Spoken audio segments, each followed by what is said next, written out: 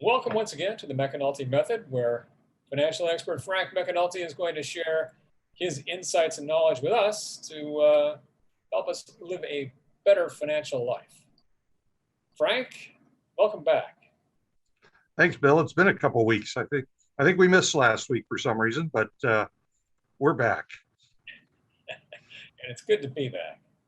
In the interim, I did talk to a few people, and some of the younger people that I talked to said, one guy said he was embarrassed, but he didn't know what a credit score was. He goes, I know I want a good one, I guess, but I don't even know what the heck they are or how they figure it out. So if it's okay with you, Frank, I'd like you to talk with you today about credit and credit scores. I mean, I think credit score is a great way to begin. So what the heck is it? Well, that's a great topic. My daughter's always worried about her credit score. Recently, the credit agencies have been ticking me off because they're doing bad things to my credit score for no reason. So, very timely topic here.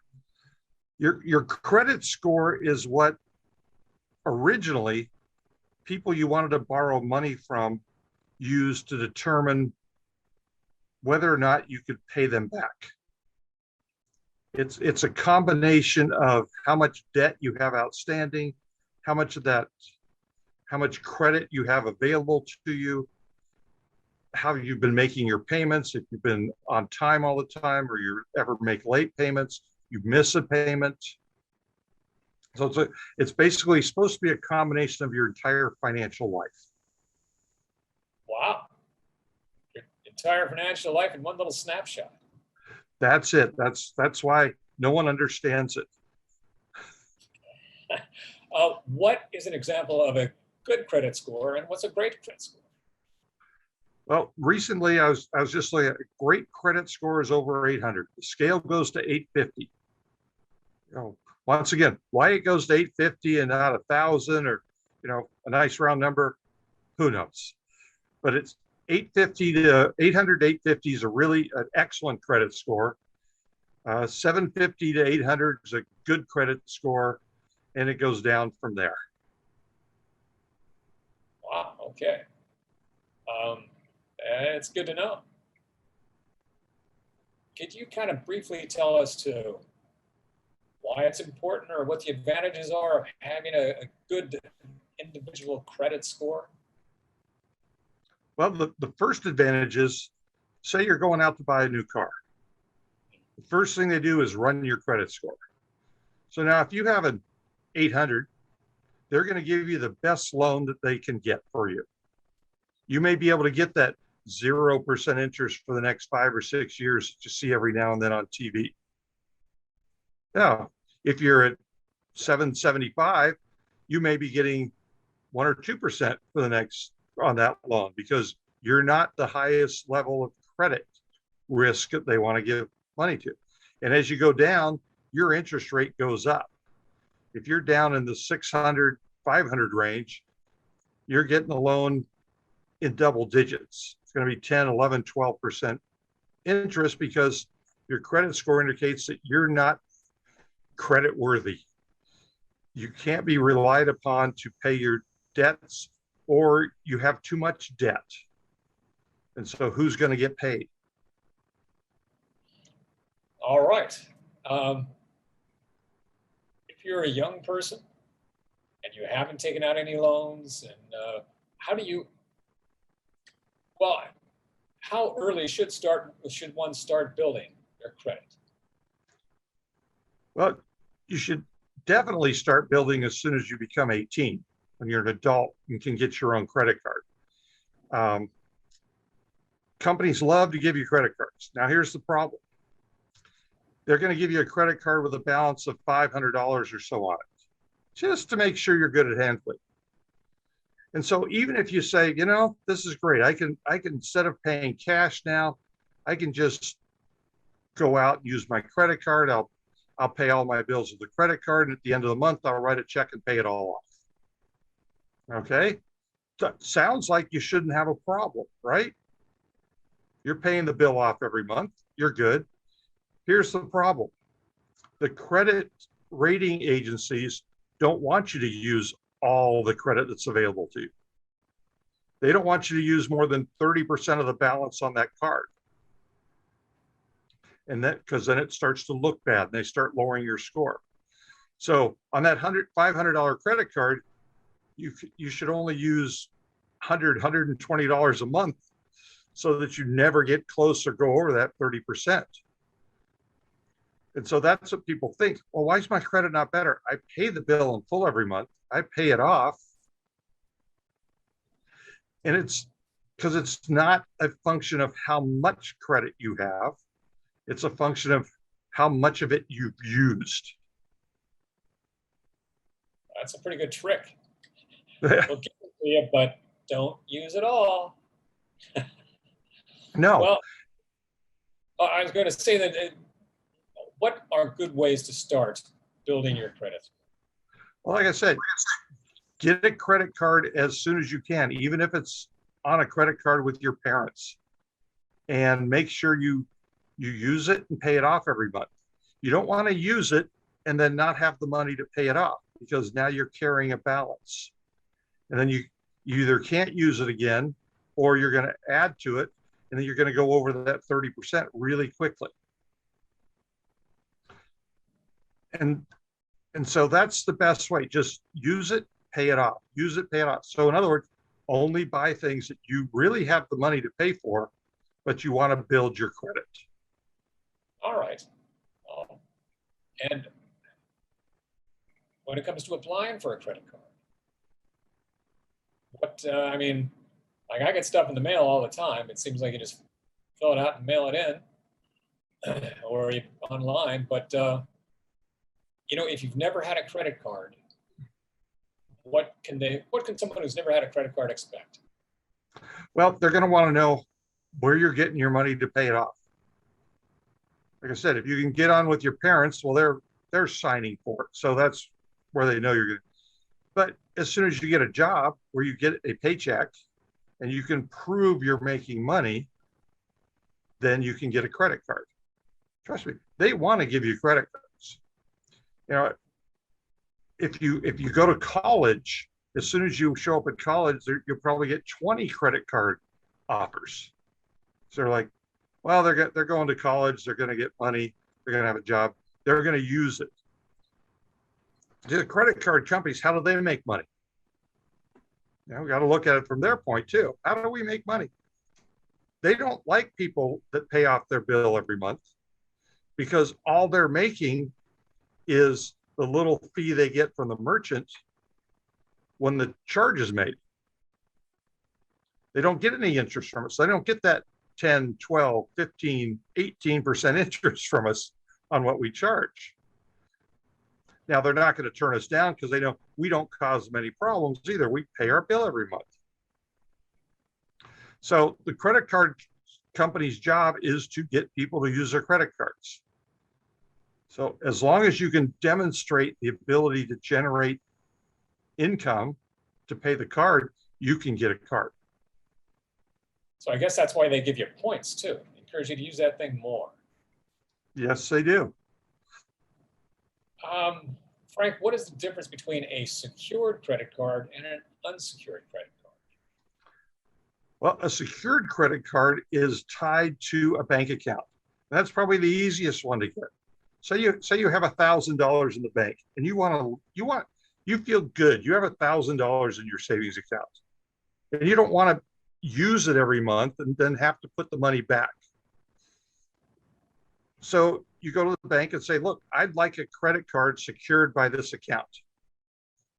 And they say, okay, you got $1,000 in there. We'll give you a $500 limit, because they know it's there. They know it can be paid from what's in the account. Now, most of us have unsecured credit card. It's just a credit card based on your promise to pay them back every month. All right. Now, you touched on this in other videos, but why don't you give us some tips that young adults, college students can use, tips for spending their credit, or how to use their credit card to help themselves and help their credit score? Well, use it sparingly, like we said. Just because you can pay off the $3,000 balance on a $3,000 credit card, you shouldn't run it up to $3,000 every month. Because here's another trick that credit card companies, well, shouldn't blame the credit card companies, the credit ratings use is you don't know what day of the month they're checking on your credit. And so you may get your bill and it's due on the 15th of the month. And you pay it off every month by the 15th of the month. But the credit rating agency checks your credit card balance on the 5th of the month. So on the 5th of the month, you have an 80% balance. Well, that's horrible in their minds. It's going to go down. You're becoming a risk. You pay it off 10 days later, but it's just the timing thing. And obviously, what's been happening with my credit recently is I'm constantly trying to take advantage of these ridiculous mortgage rates that are out there. So I'm refinancing my mortgage. Well, since somebody ran a credit check on me, they're saying, uh-oh, he's going to get more credit. That may make him less worthy for paying his bills that he already has. So we're going to lower his credit rating a little bit. Now they've lowered it 5 points, not a big deal out of, a scale of 850, but it's very annoying because it's like, I'm not taking money out of the loan. I'm getting a lower interest rate. So it's actually helping me, but it went down. Well, so that hurt your credit score just because they were, somebody checked your credit. And you mentioned you should not spend up to the limit on your cards. What are some other common or easy mistakes that people can make with their credit cards? It's going to lower their credit score. Well, the one I can think of most is jumping around from card company to card company, because when credit gets canceled, whether you cancel it or the credit card company cancels it, that's a black mark, because they don't know why it was canceled. It's just, uh-oh, this credit card was canceled. Somebody decided they shouldn't have this, and so they mark your credit score down. And it's sort of like the stock market, right? Does the stock market go down faster than it goes up? Almost always. Same with your credit score. They can hit you really hard, and then it takes months to build it back up, even though nothing changed. Anything else spring to mind? I said just not missing one payment. It haunts you forever. It shows up on your credit report for a couple of years that you missed a payment. You made 23 payments on time, but you missed one, and it's out there as a black mark. And it's just, maybe you had the money, you went on vacation, and you normally pay it on a certain day, and you were out, I'll pay it, whenever. Wow. Well, along those lines, if it hits your credit score, what are some of the other repercussions of having your credit score going down? Well, like we talked about, the inability to get the good rates on the loans. The other thing nowadays is a lot of employers for jobs check your credit score, because to them, they've determined that that's an indication of how reliable you are. If you have a good credit score, then you're going to be a better employee. You're going to be more diligent. You're going to pay more attention to things. Whatever else you want to attribute to it. Right, wrong, or indifferent, it's what they do. So you do need to keep that in mind. And again, as you've touched on some other episodes, with a poor credit score, if you go out to buy a car, get an apartment, it seems like it renders all those things nearly impossible. That's a good point. Yeah, renting an apartment. They might not rent it to you if your credit score is low enough. The other thing that I missed on building your credit score, I know a lot of my daughter's generations, they love their debit cards, right? They don't want to end up having to get in trouble with a loan. They know they're going to pay what they have in the bank and use that on and on. You know, that's great. That's a fiscally responsible idea. But if you're going to build your credit, that doesn't help you, because you're never borrowing money from somebody and paying it back. You know, it's the old joke about, how do I get experience for the job that requires experience if I can't get the job or get the experience? It's the same with credit. So you'd actually be better off getting a credit card. And credit cards are a lot less dangerous than debit cards. Credit card, if you lose it and somebody uses it, you just call up the credit card company and say, "Yeah, I didn't do that." And they take it off they cancel your card immediately, send you a new one, and take those charges off your statement. Whereas a debit card, I mean, if you accidentally leave your debit card somewhere and somebody guesses the number and they take the money out of your account, or somehow you let slip what your PIN number was sometime, then it's real easy for them to take your money. And I don't think it's as easy to get your money back in those circumstances. So that, to me, would be the best way to build your credit, is just use your credit card for what you're going to do each month, knowing full well that you're going to pay it off, knowing what your budget is, knowing that you're keeping it under 30% of the balance of the credit card. And it just takes time. You know, the next step is buying a car. You know, it depends. You know, people say, well, you shouldn't buy a car unless you can pay cash. Great. You know, your first car, you probably don't have cash. And it's a great way, especially with today's interest rates. If you're getting a car loan at 1 or 2%, get the car loan. Make the payments for a couple of years. Make the payments for a year, then pay it off. It shows that you could get credit, you made the payments, you paid it off. All right. Well, frankly, I've learned a lot today. Get rid of that debit card, I'll tell you that. Well, there's one other new type of credit that I want to warn people about, and that's these buy now, pay later plans. You always hear, you know, buy your mattress today and pay us no interest for a year and start paying us then. Well, you know, I was thinking about that the other day, and it's like, okay, if I buy a mattress, I don't know what a mattress costs anymore, but let's say it's $2,000, a good one. Okay. I buy it. They're going to give me credit for $2,000.